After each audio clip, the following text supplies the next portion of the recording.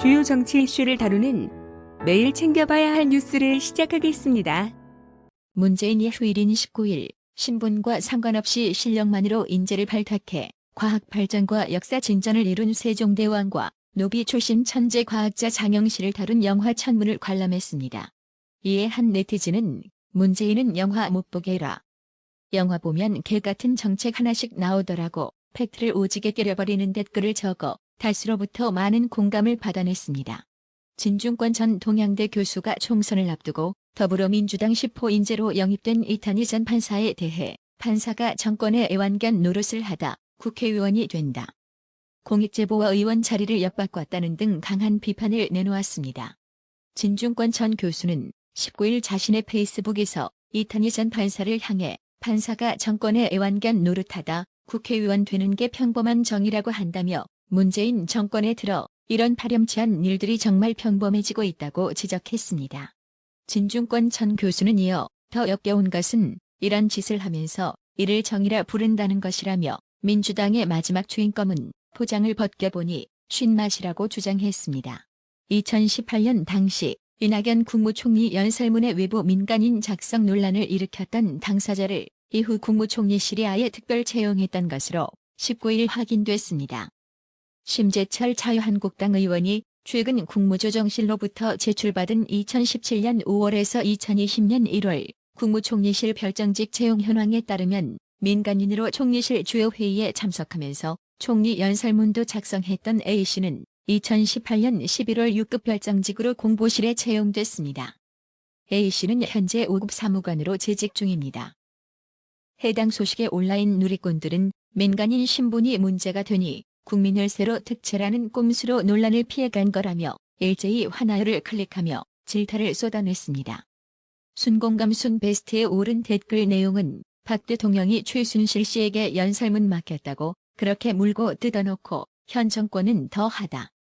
결국 박 대통령이 최순실 씨를 특채하지 않은 게 잘못인 거네라며 좌파의 내로남불 이중성에 분노했습니다. 선관위가 비례자유한국당 명칭을 불허하는 결정을 하자 자유한국당은 21대 총선 전략으로 만든 비례대표 위성정당 명칭을 미래한국당으로 변경했습니다. 좌파들의 아나무인격 내로남불은 여기서 끝나는 게 아닙니다. 애초부터 자유한국당은 연동형 비례대표제를 반대했습니다. 하지만 민주당이 주축이 되어 4+1 합의체라는 듣보잡팀을 만들어서 선거법 날치기 통과시켰죠. 자유한국당이 미래한국당 명칭으로 위성정당 정식 절차를 밟자 민주당과 4+1 합의체에 참여한 군소정당들이 아주 입에 거품을 물고 난리를 치고 있습니다. 더불어민주당이 자유한국당의 위성정당인 미래한국당 창당에 대해 매우 부적절하다고 유감을 표명했습니다.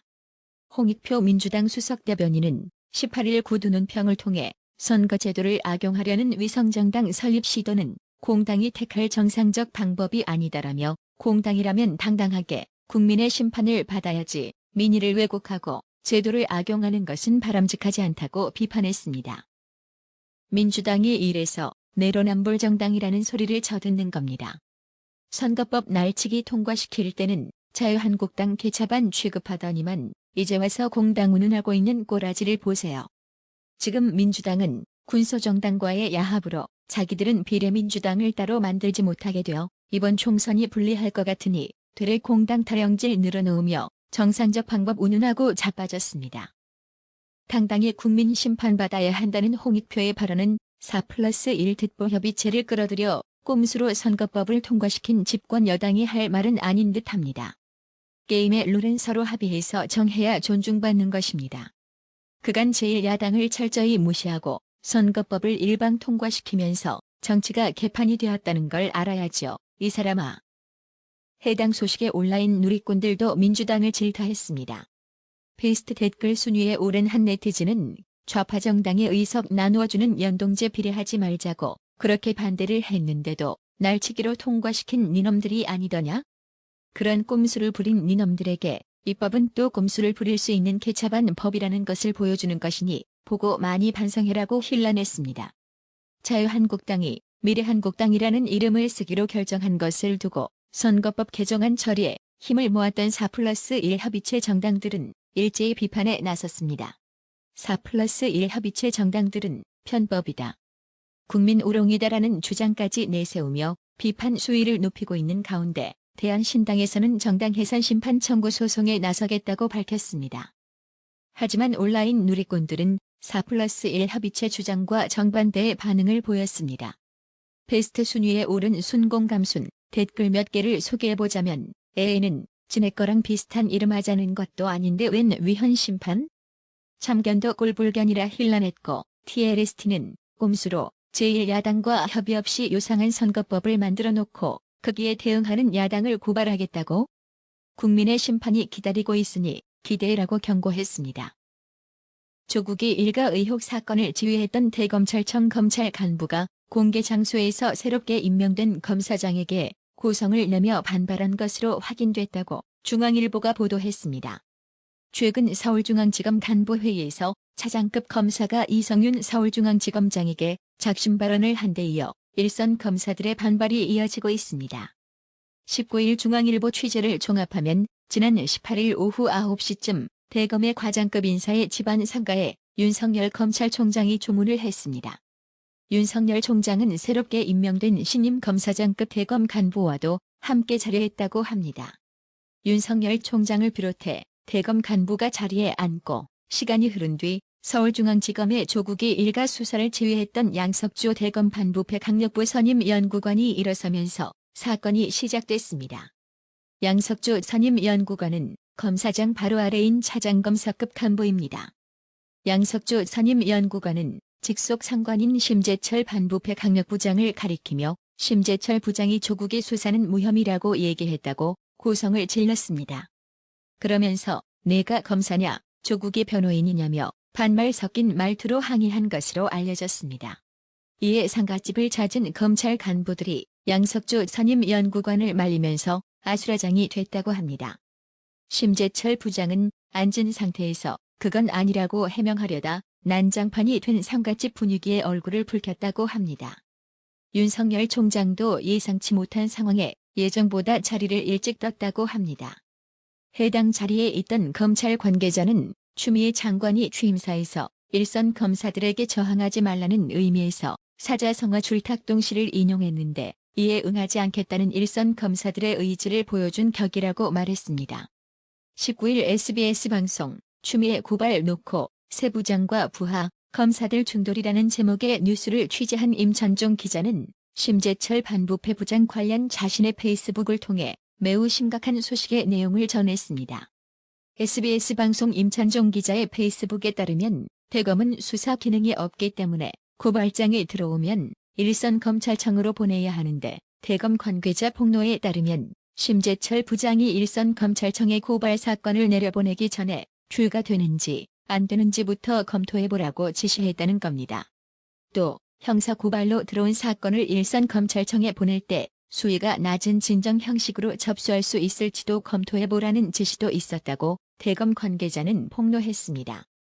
이에 대해 부하 검사가 이렇게 비정상적으로 업무를 처리하면 심재철 반부패 부장은 물론 다른 반부패부 검사들까지 직무유기나 직권남용 혐의로 고발될 수 있다라고 하자 지난 17일에서야 일선 검찰청으로 내려보내라고 지시하면서 그동안 있었던 일은 모른 척 하라고 말했다고 대검 관계자는 주장했습니다. 이 같은 주장에 대해 다시 심재철 대검 반부패 부장에게 사실 여부와 해명을 듣기 위해 SBS 다른 기자를 통해 전화와 문자 메시지로 연락을 취했지만 심재철 반부패 부장은 답을 하지 않았다고 합니다.